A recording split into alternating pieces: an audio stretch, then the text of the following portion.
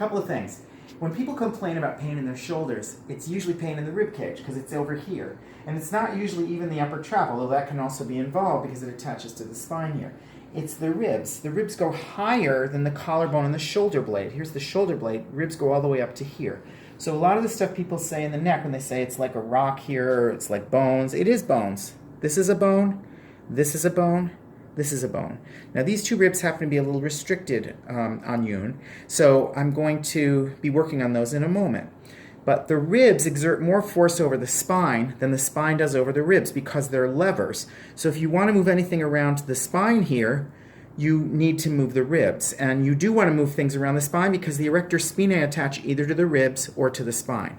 Now rather than spend, let's say like 35 minutes just working on the erector spinae and like checking your watch because the time is going by so much, start by mobilizing the ribs a little. You'll feel the most out here where the angle of the rib is. My fingers are going right onto ribs. And as I come over here, I feel the ribs. You may even be able to see, watching me palpate, that right here is where there's some restriction. So I want to think of the rib cage as closing like an umbrella and opening like an umbrella. So they swing down and they swing up. Most of the time, ribs are restricted in the inhale position. So I'm going to start by swinging these ribs down.